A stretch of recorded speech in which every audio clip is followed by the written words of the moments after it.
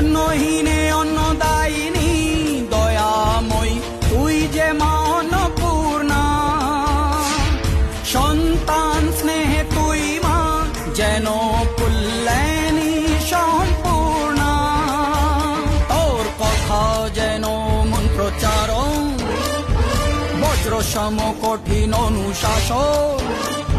ধৈর্যেশ্বর বংশহা পৃথিবী, ধর্ম ও ন্যায়ের প্রতিচ্ছবি।